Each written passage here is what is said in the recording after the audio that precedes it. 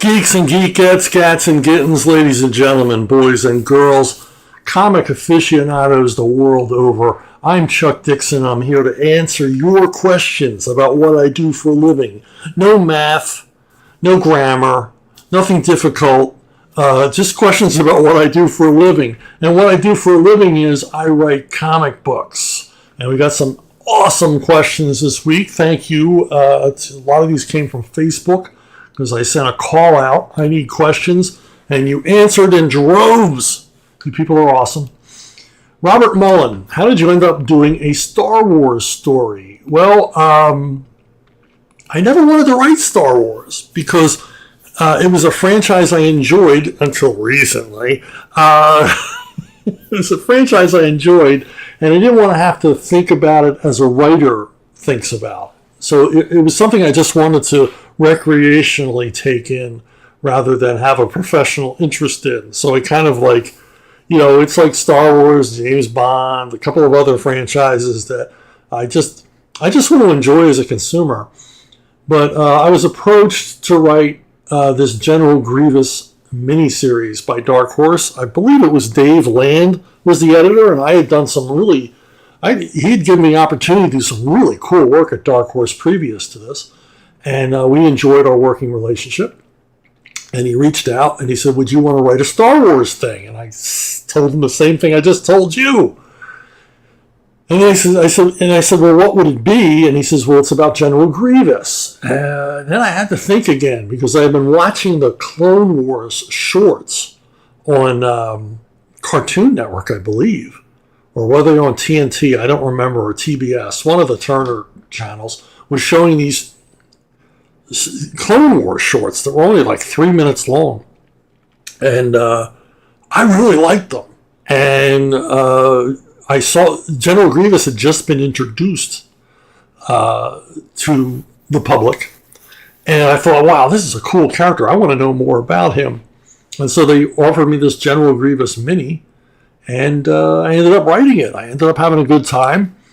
It sailed through Lucasfilm pretty easily. The only thing they wanted changed was I have a frozen planet. And I thought, well, why not set it on Hoth? But they objected because this was the prequels and we hadn't seen Hoth yet. I think they were thinking of the characters as if it was like a meta decision, really, because they were thinking of the characters as if they existed outside of the movies. And it was like, well, Hoth obviously was a thing before Empire Strikes Back, so wouldn't Hoth be a planet within, the area of interest of these characters previous to that? It's not like Hoth suddenly appeared out of nowhere just in time for them to build a rebel base on it in Empire. But, I didn't argue. They're Lucasfilm. It's their toys. They're just letting me play with it. So I just had to change the name of the planet. Made up some, BS planet name. And, but I had a good time. The interesting, well, maybe only interesting to me, was at the time I was writing this, Gary Oldman was supposed to provide the voice for General Grievous. I don't know what happened there. He ended up not doing it. Or maybe he did it and they didn't like it and they replaced him. But in my mind, I kept hearing, Gary Oldman, the strangled Gary Oldman voice as General Grievous. And, but it was cool. I mean, I got to work with Rick Leonardi. I always love working with Rick, and he did an incredible job on this. So my one foray into Star Wars, and it was a good time. All right. On to another disappointing franchise. Sean Hoffman. I was very disappointed. Boy, disappointment is the word, man. Well, it's better to be disappointed than depressed. Okay? Disappointment is a natural human occurrence. We can all get over it. Anyway, I was very disappointed with Disney's handling of John Carter, though I liked the movie itself well enough. Have you read Herb's Mars series? And if you liked it, do you have an opinion on the movie, etc.? Yeah, I was a huge aficionado of the Mars series. I read it perfect age. I was like 13, 14, 15 years old as I worked my way through the series. I was reading Lord of the Rings at the same time. I would read one of the Lord of the Rings books and then take a break, read a couple of John Carter's before diving back in to Middle Earth.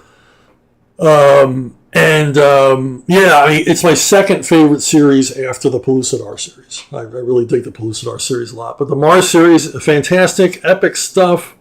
Violent, incredibly violent series. I once asked Bern Hogarth, the Tarzan artist, at a con. I was a young punk, young comics nerd, with more nerve than sense. And I just asked him. I said, I know you've done a lot of work on Tarzan. Have you ever thought of doing John Carter? And Bern Hogarth just said, I don't like John Carter. It's a story of annihilation. I was like, well, that's kind of what I like about it. It's kind of bleak. It's a dying planet. And John Carter is there with his sword and his gun, taking care of business.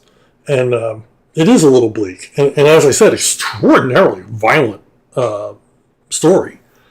Now we come to the movie. And I mean, it looked good. What's this guy's name? I can't remember his name. He's a really good actor. He's a really good action actor. I really liked him.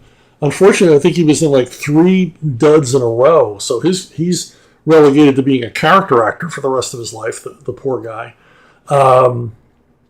Is it Taylor Hitch? Do I have that right? I'm not sure. Anyway, it doesn't matter, except to him and his agent. Yeah, it looked good. I thought, the guy putting it together, he was a Pixar guy. It was obviously an earnest attempt, and the problem with it for audiences, I think, is it looked derivative, which is sad because so many things we see in Star Wars and other places is actually derivative of John Carter. But because Carter never made it to the big screen, a lot of this looks like it was borrowed from earlier works when the opposite is true. And but my biggest problem with the movie, and I think one of the reasons that contribute to its failure, is that the movie opens on Mars.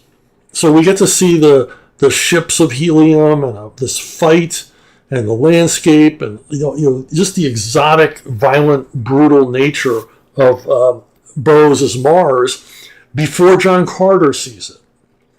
And if you read the novels, you read any Burroughs, it's always about the journey. It's always about the exploration. It's always about what's around the next corner. What is the new horror or delight that I'm about to see? What experiences am I going to share with this character who's always a fish out of water? He's always a stranger in a strange land. And that element was removed from the film because we get to see Mars before John Carter. We don't share his discovery because we've already been there. And I think it was a major mistake. And I don't know, was it Andrew Stanton? I think it was Andrew Stanton behind this. I don't know if he just didn't understand that. I can't understand a Pixar guy who didn't understand that would kill the story. Take away a lot of the sense of wonder. I mean, it's like writing a murder mystery and showing us the murderer at the beginning. There was no voyage of discovery for Carter, and I think a lot of the drama is leached out of the story because of that. I want to give the director, the shadow of the doubt that maybe the studio said, yeah, this is okay, but we need to see Mars sooner. We need to open on action, which is a mistake. You already got got them to buy the damn movie ticket. They're in the seat. You got them now. They can't wait 20 minutes for some Mars action. But yeah, that cold opening just, for me, ruined the film. I'll have to rewatch it and just skip the cold opening and see how I feel about it. I also thought that the introduction to John Carter and the rest was unnecessarily bleak. When you read Burroughs' version, it has more of a hi-ho adventure aspect, where we basically go from a common Western scenario of a lone man being pursued by Apaches who goes to this mysterious cave where he, for some, amazing reason, wakes up on the planet Mars. If they had kept that aspect of it, but I think it was unnecessarily grim, the opening. I don't understand the reason for that, to open the film as dour as they did. Because then there's no contrast with when he shows up on Mars, because things are pretty bleak on Mars as well. So yeah, I think story structure, I think that was the biggest problem. His opening with a bunch of strange characters we've never seen before, and basically spoiling all the surprises that were in store for John Carter, because they'd already been revealed to us. Will there ever be a good John Carter movie made? Well, not for the foreseeable future, because this movie was such a spectacular bomb for the studio. That I really don't even want them to touch it again, because if they were tempted to touch it, they would slash the budget to conserve risk, and who wants that? It'd be like the Starship Troopers sequels, which have a fraction of the budget of the original. It just seems like a slow, sad death for the franchise. I'd rather to just not touch it ever again. Just stay off of Mars, Disney. John, Morgan, Bat Neal, I don't think I've heard you talk about Atlas Seaboard. What did you think of them, particularly the war comics? Atlas Seaboard was a comic company that sort of sprung up in the early 70s or mid-70s, for those of you who don't know. It was started up by a guy who basically left Marvel to start a competing comic book company. And they were newsstand comics. And I don't know the whole story behind Atlas. I wish somebody would write a book about it. They did some interesting stuff, and they had a really good beginning, and then it all just sort of dwindled away into mediocrity. Some really unusual titles. Planet of the Vampires, high concept story, where these basically Planet of the Apes with vampires. These people traveling through space wind up on a planet ruled by bloodsuckers, and there's a great Russ Heath issue in the run. But other than that, other than the fact that it's just, crazy, high concept, gonzo, Roger Corman kind of story, there's not a whole lot to recommend it. Although it's fun. It was a fun comic. But like so many Atlas comics, the quality sort of wore away. The Destructor is another one. It starts out with Wally Wood and Steve Ditko working together. It's a great looking comic, but it's kind of a generic superhero, and that was a lot of the problems at Atlas. They varied between really wild, high concepts and just sort of ho-hum material. Although, the books looked good, and they all started out well. Wolf the Barbarian was cool. It was a Larry Hama creation with written and penciled by Larry with help from his pals at the Continuity Studio, Neil Adams Studio, to finish it. And I don't know if they stopped paying, the money ran out, cash flow, whatever. But by issue 3, Larry was gone and replaced once again by sort of guys who were kind of phoning it in. But Wolf the Barbarian had such a great beginning because it was Larry Hama, so it was pretty brutal. It was a mean comic, which was neat. It was no holds barred barbarian adventure with no apologies, and it just sort of became a sword and sandals slash fest for its last couple of issues, which are nowhere near the quality of the first two.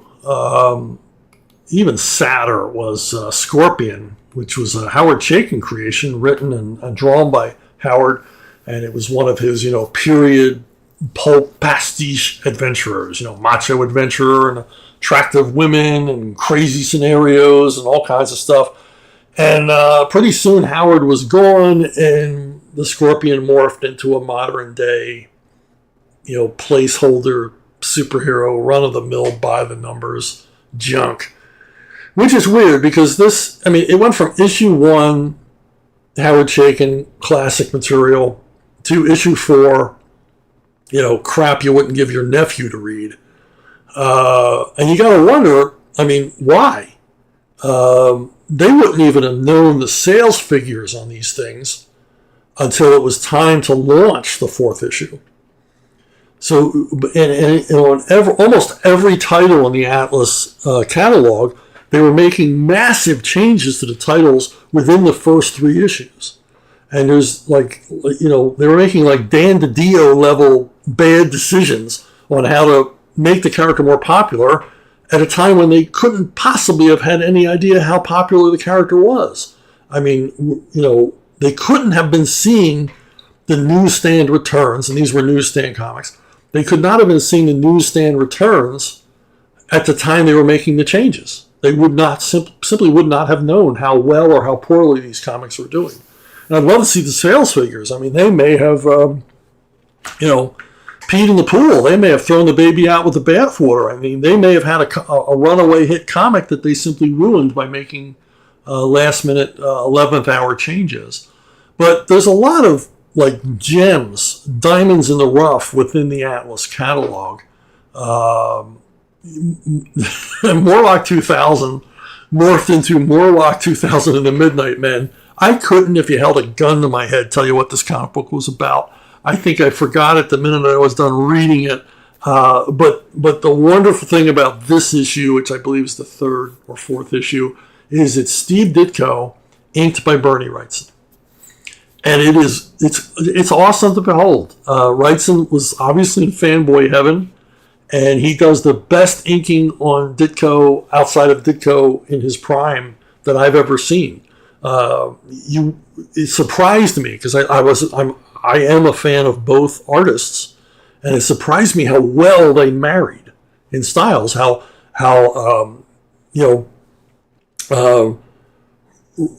Wrightson knew what to do. He knew what to ink and what not to ink. He knew how to bring out primo Ditko in the inking. He definitely didn't phone it in. It's obvious on every page. It's a true labor of love. And but my favorite of all of the things they published were these two issues, sadly only two issues, of thrilling adventure stories, both of which feature a Russ Heath story. There's a terrific Archie Goodwin, Walt Simonson samurai story in one of these, a John Severin story. There's a Frank Thorne story about Lawrence of Arabia. I mean, really cool stuff. Basically what the kind of magazine that Larry Hama would do when he rebooted Savage Tales. It was all war and western and crime, and there was a jungle hero character in it. And these are really cool. Man, were they hard to find. I think that was part of the problem Atlas had. I mean, there was a urban legend, probably true, that Marvel, particularly Marvel, did everything they could to limit distribution of the Atlas comics because they felt betrayed. And Atlas was obviously going for the Marvel audience. You can tell by the look of the covers and the rest of it. And a lot was done to limit distribution. And I can tell you, as a fan, trying to find these damn things at drugstores and 7-Elevens, that I rode many, many, many miles on my bike, tracking down each and every issue. And I only ever saw these thrilling adventure stories in one drugstore, which oddly was right near where I was living. This is cool stuff. And I know there was a third issue of Thrilling Adventure Stories planned because I have a Russ Heath original page of a Western story that he did for that issue. Beautiful, beautiful work on craft tint board.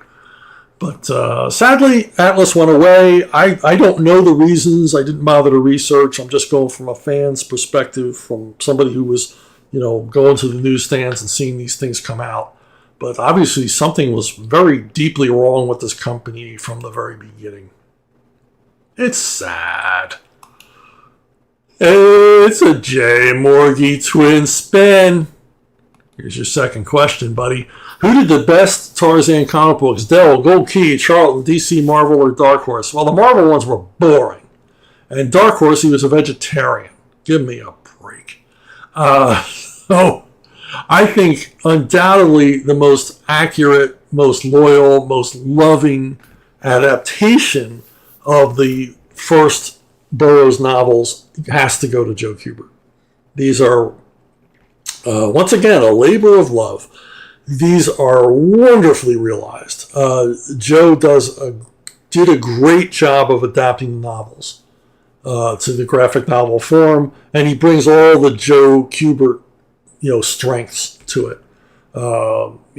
This organic feel of real environments and elements, rain and darkness and lightning storms. And plus, Joe he just drew animals marvelously.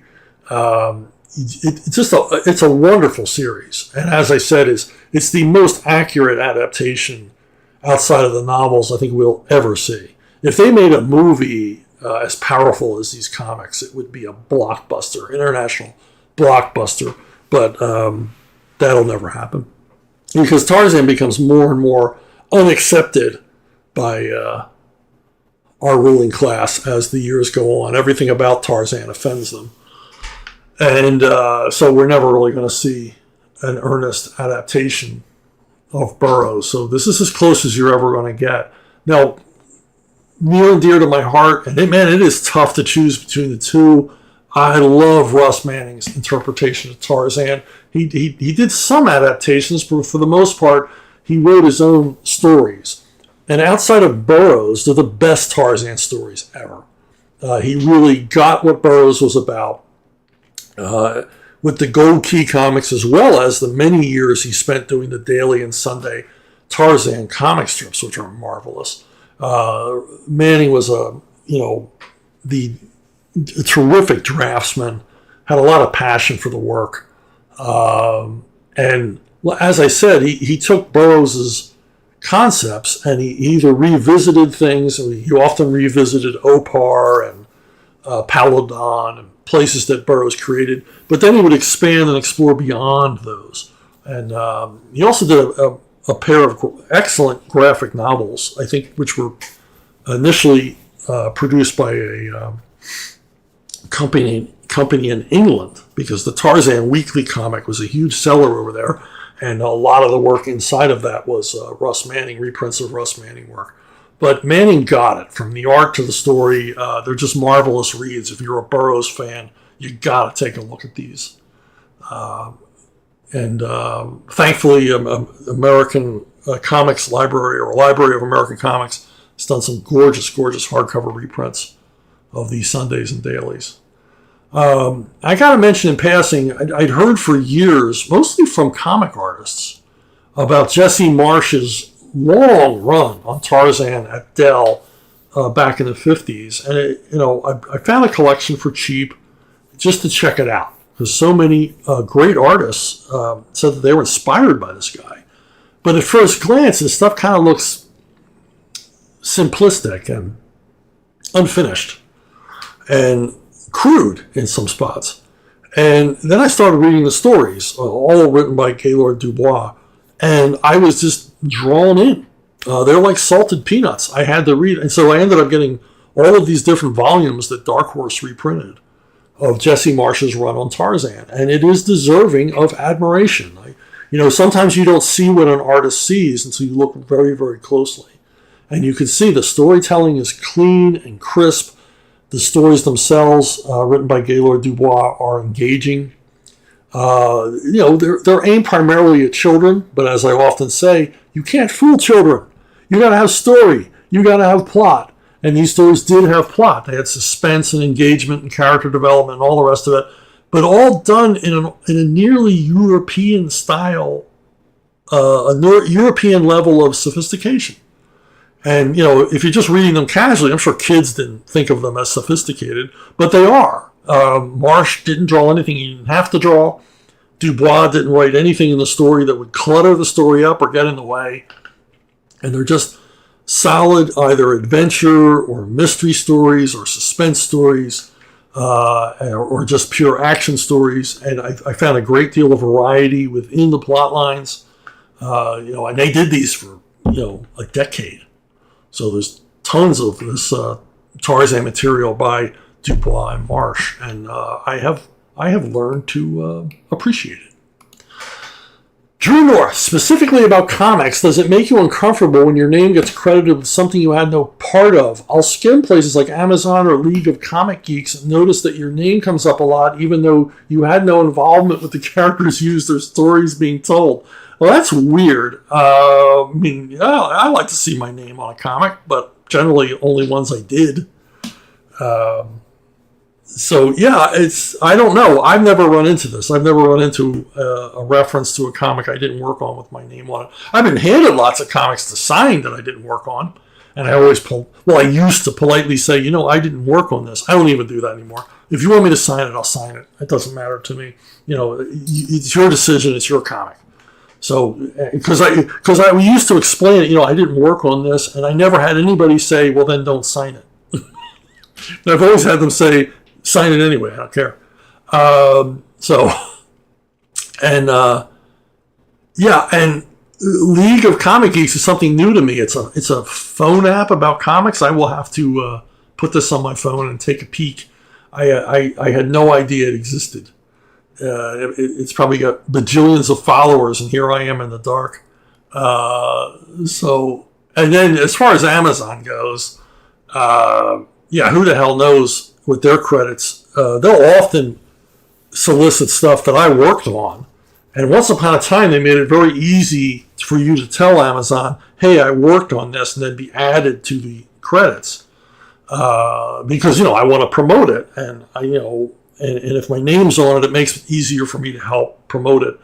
But they've made that a more difficult, typical Amazon process where you end up, going round and round in circles and getting nowhere, having looked at scores and scores of web pages that tell you to fill in this, to fill in that, and check here, and hit this tab, and you just end up back where you started. So I don't bother anymore.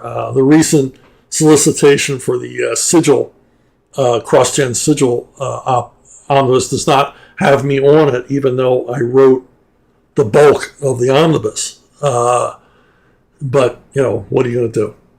So, it's a 1,000 and some page omnibus, and I wrote over 500 pages of it, but my name isn't on it. The names that are on it are people who wrote and drew maybe 2 or 3 issues, or 1 issue, but it's Amazon. No one knows the mysterious workings of Mr. Bezos's bizarre little enterprise. Now, if you want credits where credit is due, to coin a phrase, if you want proper, accreditation of comics, you got to go to Grand Comic Book Database. I go there all the time. And if you use it, if you end up loving it, throw some money their way. I do. I pluck images off there all the time. And it is the most accurate, the most well-researched, the most meticulously put together comic book database you can imagine. And why is that? Because it's done by fans. I've done some contributing here. I've scanned comic book covers and sent them over. It's just an amazing. So I mean, it's a rabbit hole. You start looking around on this site, you're not gonna look up, for a couple of hours. It's an amazing place. I don't know if they have a phone app. They should. They could probably make some real dough if Grand Comic Book Database was a phone app. It would blow that. I don't even know about the League of Comic Geeks, but I can assure you this would blow them out of the water as far as true nerd nirvana. Adam Mowick. I thought I'm always making fun of your name. I'm sorry. Is it Movic? I mean, the umlaut throws me. I love the umlaut, but it throws me. I thought Batman Finding Joe Chill was only on Earth 2. And wouldn't have been wiped out from continuity post-crisis. I don't know anything about post-crisis, pre-crisis. I never understood any of that stuff. It never mattered because when I was at DC, I was working for Denny O'Neil, so none of that touched us. But I can say I famously don't agree with the idea that Batman should ever have found out who killed his parents. I think the creation of the character Joe Chill was an enormous mistake. This is a later iteration of a scene done, way back in the 50s of Batman finding Joe Chill. I think Dick Sprang or Charles Paris drew the original story. So, and when I read that story as a kid, I read it in a reprint. It was this cheesy little paperback that they put out when the Batman TV series was on the air. And when I read the Joe Chill story, I was stunned. Because I'm like, wow, I never thought Batman knew who killed his parents. And now I'm sorry I know. And then I realized the reason why I thought that is because I thought, well, why would Batman keep being Batman if he avenged his parents? What the hell's all that about? So whether Joe Chill happened on Earth 2 or Earth 1, in my mind it happened on Earth 1 because that's the comics I was reading. And clearly here, this is Earth 1. Although maybe is there an Earth 2 Batman? I don't know, and frankly don't care. I do remember that Earth 2 was often used as a total dodge by writers who had written themselves into a corner. You know, the editor had assigned them this shocking cover, and then they had to, somehow get the whole series back to status quo by the last panel. And the most egregious example of this was when I was a kid, they had a story where Alfred dies. And it's like, whoa, I got to read this. Alfred, not Alfred. I don't want Alfred to die. And he does die, and he's really dead. But Batman goes over to Earth 2 and gets Earth 2 Alfred and brings him over. And I'm like, and as a kid, I'm like, what? You can just... You've brought another Alfred, but that's not the original Alfred. That's not the same guy. It's a guy from a parallel universe. And what about the parallel universe you took him from? Doesn't that Batman now no longer have an Alfred? I mean, the ethics of it are mind-boggling. I mean, what the hell? But that was, Silver Age DC. What are you going to do about it? The Earth 2 thing only ever appealed to me, the multiverse thing only ever appealed to me when the JSA and the JLA would meet every summer in kind of a intertemporal crossover where the DC heroes of the past would join the DC heroes of the present for whatever reason. And when I was a kid, I liked it because it's like, hey, the more superheroes, the better. This is cool.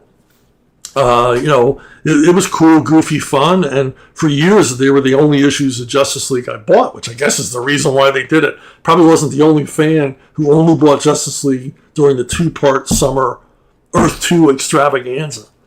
And but for the most part, I found the Earth 2 stuff boring, and here's a reason. I mean, look at that page where Batman's explaining alternate universes to everybody and what's going on, and then the JSA on the other page are explaining it once again for the readers on Earth 2.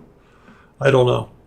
I mean, superheroes and parallel universes and alternate realities, it's all part of the mishmash crazy conceit of superheroes, just like, flying people and people who can turn invisible and all the rest of that stuff. But for most part, as long as it's utilized in the story to make the story entertaining, I'm fine with it.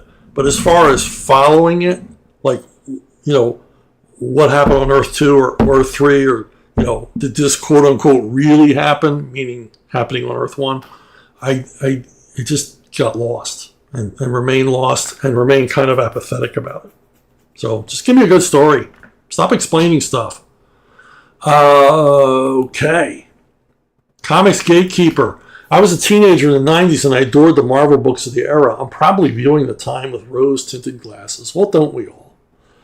But I was wondering what you thought was the best and worst of 90s books, not just issues and runs, but general trends you loved or hated.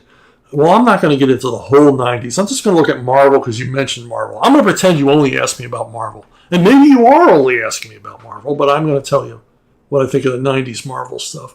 Which is only fair because I was so much a part of DC in the 90s. I'm kind of too close to that subject. My favorite thing in the 90s was Larry Hama and Mark Silvestri's run on Wolverine. Just awesome stuff. It surprised me each month that Larry was still on the book, allowed to do what he was doing.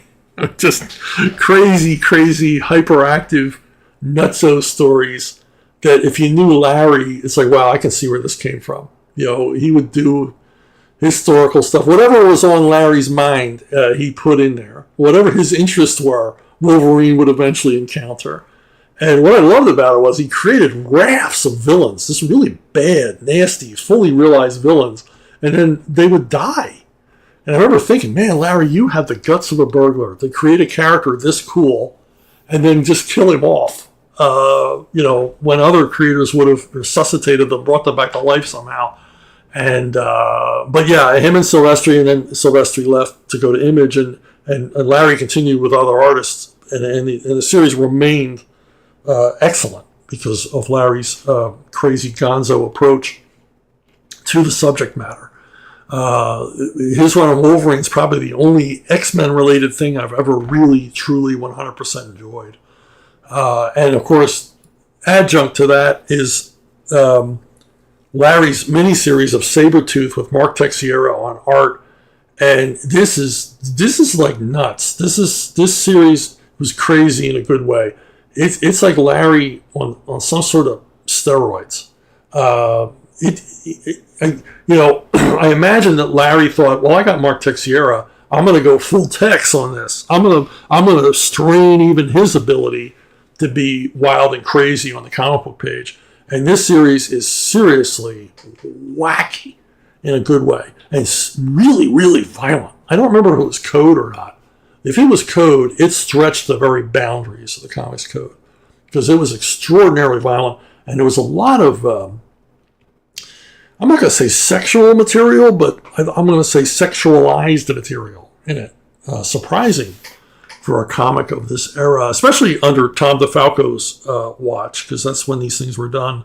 DeFalco was not a prude, but cautious about sexual material. Speaking of Tom DeFalco, I finally remember his and Ron Friends' run on Thor. They just went right back to Kirby and Kirbyized the book again after Walt Simonson's run. I would include Walt here, but Walt was mostly 80s. But just fun, escapist, crazy, cosmic stories. Done on that Kirby scale. And obviously you've got Ron Friends, inked by Brett Breeding, just, at the top of his form. And Tom and Ron, I know from talking to them on many, many occasions, they just probably giggled the whole time they were working on this. They were just so into it and so appreciative of the opportunity. And it shows on every page. Is it groundbreaking? Is it thought-provoking? Is it anything but a good old-fashioned good time comic book? Probably not. But it's an excellent example of the form of a fine escapist comic book fantasy. And ain't nothing wrong with that, my friends. As for the worst of Marvel in the 90s, well, I have a kind of a rude way of referring to these comics, but basically they were all written by editors. And one editor would go to the other editor and say, I want to write a series for you. And then you write a series for me. And then the other guy, he'll write another series. And, we'll all edit each other and make some money. Because at this time, comics were selling out the wazoo. Every book was making money.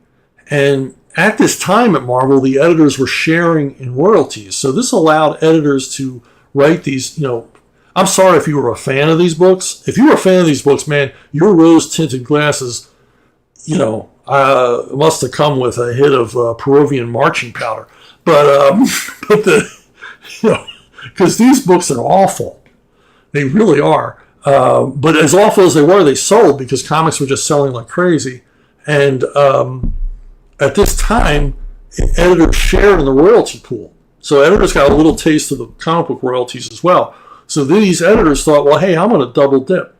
I'm going to make royalties off of both ends. And that really was what prompted the creation of these books. And it's pretty damn obvious when you read them because they are as forgettable as hell.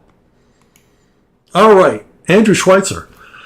What are the right steps to get noticed by, anyone, so I can start writing professionally? Should I make fan comics featuring characters owned by Marvel and DC? Should I focus on telling stories with my own characters? Or is it important to get any work out there? Well, I would say get any work out there. I would say no, do not create comics with established licensed characters. Your artist might get a job, but you're not going to get a job off of that. Because the comic companies always say to artists, draw the characters that we do. so we can see, your version of Iron Man, your version of, Batgirl.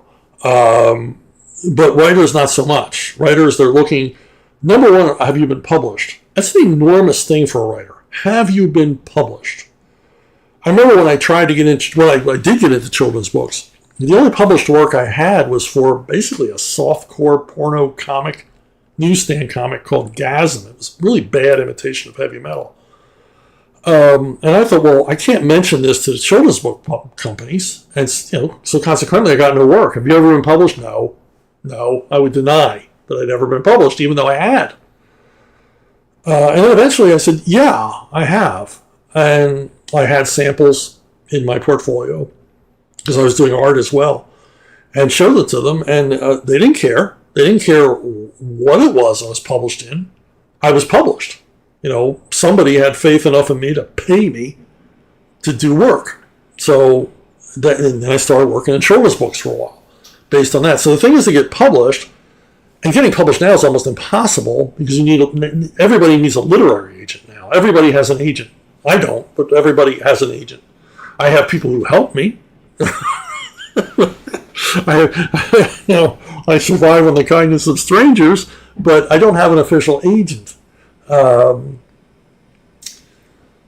So the place to go is here, right here, where you're watching this on the internet. I think the best example I can ever think of is Axe Cop, that comic that was created by some kid and then drawn by his dad. And his dad would illustrate the unfiltered scripts written by a 10 or 11-year-old. And it got them a lot of attention. Now, whether it led to more work for them, I really can't say. But it got them attention.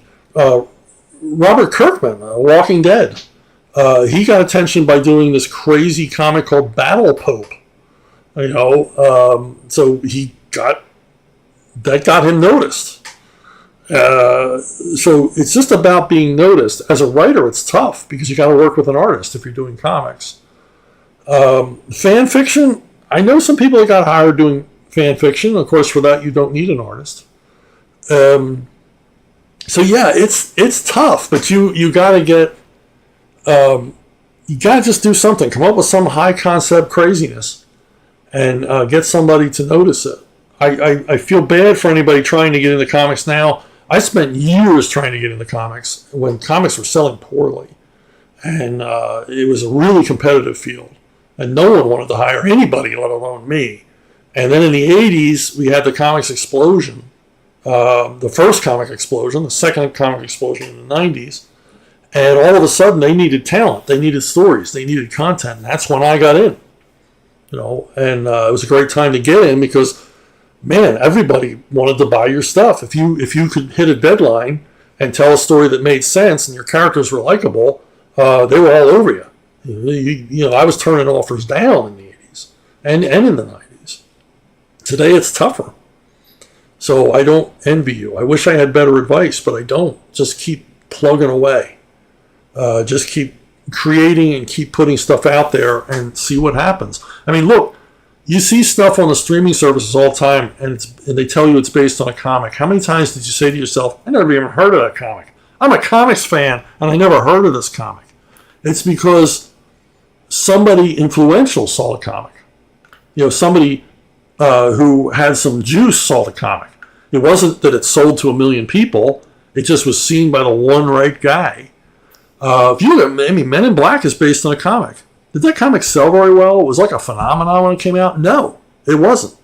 It was sort of a backbencher title that very few comic shops even carried. But somebody at one of the studios saw it and thought, hey, this would make a good movie. I like what I'm seeing here. And if you see the issues of Men in Black, you're like, wow, that's kind of a miracle because it wasn't that great looking a comic. It wasn't even that interesting looking a comic. And the idea of the Men in Black had sort of been in the zeitgeist. I'd been sort of drifting around for a while. Everybody knew about the Men in Black as a concept, these mysterious government agents.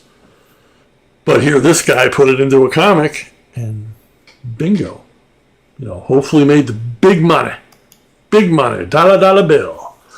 Christopher R. Taylor. I have just finished reading Darwin Cook's absolutely amazing Parker adaptations. He had 4 done and promised more, then his health failed him and he sadly died. Very sad. Darwin Cook's terrific guy. And he's a huge loss to the industry. I don't mean to editorialize on your question.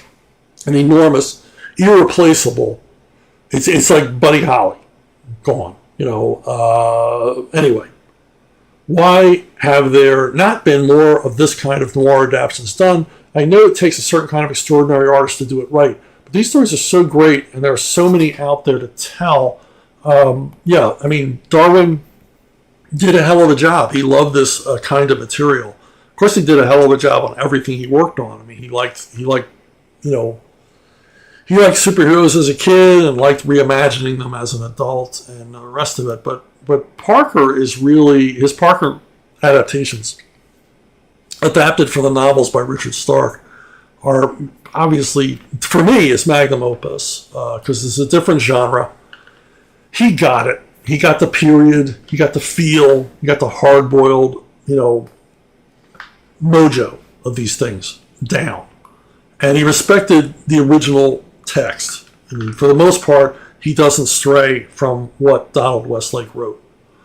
And I was a huge fan of these. I was very excited when I found out Darwin would be doing them. Because, you ever have like a favorite novel and it gets turned into a movie or a comic book by someone who just, doesn't have the talent.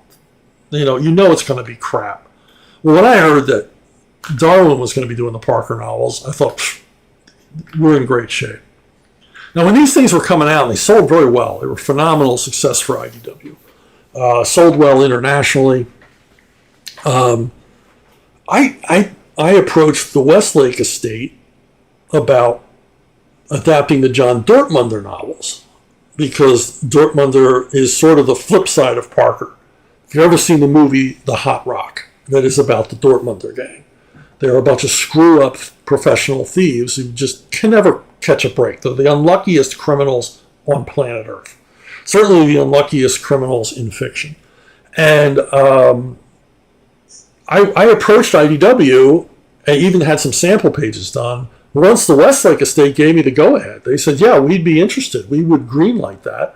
We would be fine with that. And so I approached IDW. I had an artist draw up some sample pages. And their reasoning was, well, yeah, but you're not Darwin Cook. I said, well, I know I'm not Darwin Cook. I don't mean to say that these books would be as successful as the Parker adaptations. But I said if they were 10% as successful as the Parker adaptations, they would be profitable. They would still be profitable. And I said, and quite possibly they might do even better than that. They might do 20, 30% of Darwin sales if you got off your ass and marketed them a little bit. And I said, it's found money. And we have the Westlake estate's blessing. So why not build off the Parker stuff? And Darwin was for it. Why not build off the Parker stuff and, feed the audience that bought, because maybe the people buying the Parker things want more of this kind of material. But you run into this in comics all the time. It's kind of a star system. Now, Darwin deserved to be a comic book star, more so than a lot of people who are comic book stars. He absolutely deserved it. He absolutely earned it. His place in comic book history is assured.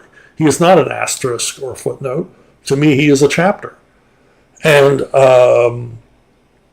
but you see a lot of this where it's like, well, who are you to suggest we do this? And a lot of editors and publishers see it that way. Like, no, and I've often talked about how DC set up these monuments, where no comic will ever match Watchmen and Return of the Dark Knight for quality. And it's like, wow, you just, drew a line.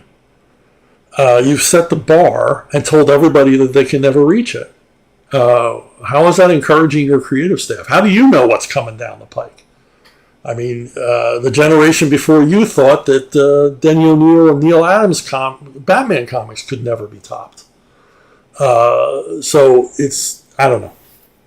I'm doing a lot of freelance whining. You don't want to hear it.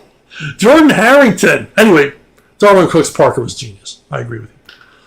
Why? And I just told you why they don't do any more of it. So, okay, Jordan Harrington, where did you get all the Gunny Lefferts quotes? Did you make them all up, or are they based on actual quotes?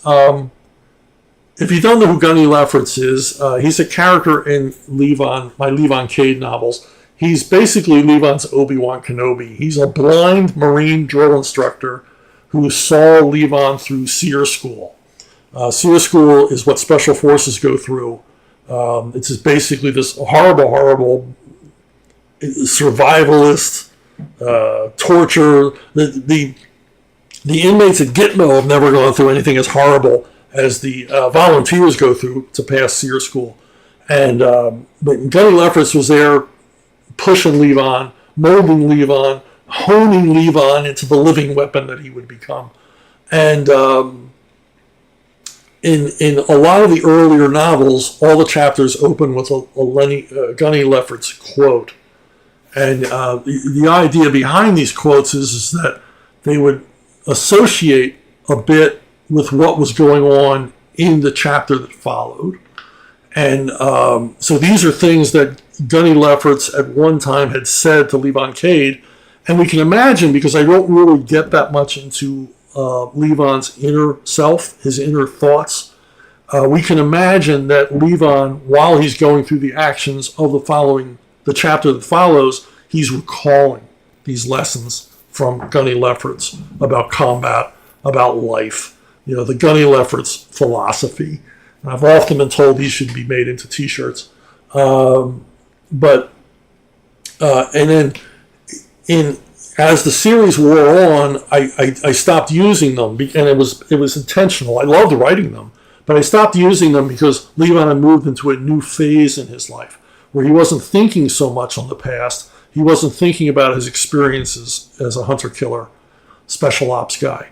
And he was moving away from that. And so I left the Gunny Lefferts quotes behind because they no longer had as much of a place in his life. I thought it was a natural progression.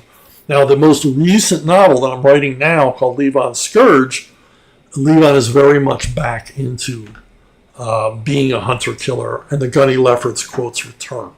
So you'll have a whole bunch of new ones. All of these are from Levon's Hunt. These are all from one novel. They were the headings of each chapter. So yeah, that's where they came from. Now, I'm kind of paraphrasing in some cases things I've heard people tell me that they were told by the drill instructor. I've been told a lot of amazing drill instructor stories, and gunnery sergeant stories throughout the years, and sort of collected them in my head, and then some of them I just make up, and some of them you find on military websites. Soldiers like quotes, from Sun Tzu to Julius Caesar to Ulysses S. Grant and Napoleon. They hardcore military fans, hardcore servicemen collect quotes as they go along. Things that the famous SEALs quote, nobody knows who first said it, a bad plan is better than no plan at all. Things like that. These aphorisms that are easy to remember and guide you. And that's the whole point. Gunny Lefferts' quotes, these were called words from Gunny Lefferts, guide Levon through the tough times in his life. If you haven't read Levon, I've written 11 novels. As I said, I'm almost finished with the 12th novel. They're straight up vigilante justice action, but with a heart, because Levon has a family he has to look out for. He gets in all kinds of trouble. He's got to get out. He's got to survive for his daughters.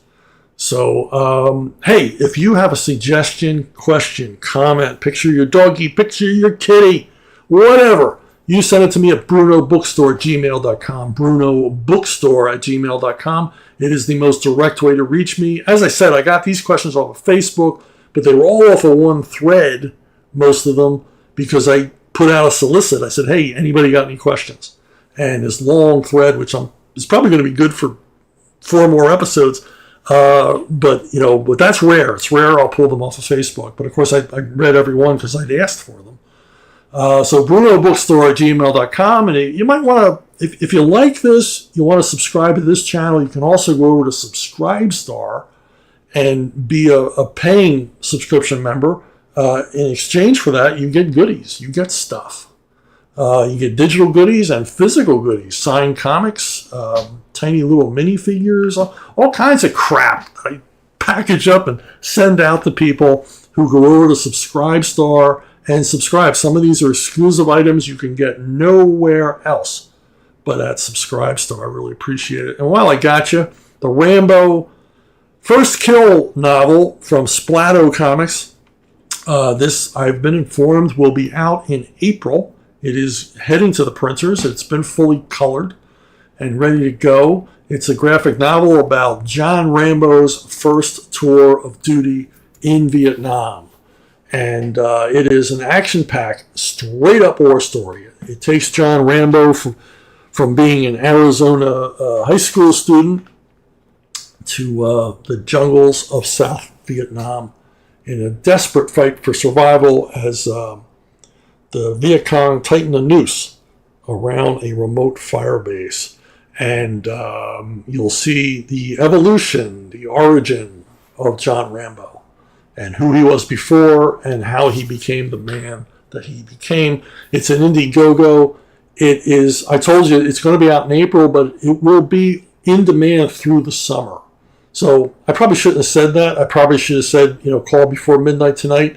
But, this is me. This is you. I'm always going to be honest with you. It'll be in demand throughout the summer. But you want to pick it up because the artwork is freaking gorgeous. Aaron Affleck, Butch Geis, Matt Barr, a bunch of other highly talented guys worked on that. You can see the artwork. It's jaw-dropping. And even more so in color. So give it a whirl, my friends. And that's it for me. Thanks for liking, subscribing. Thanks for watching. Thanks for listening.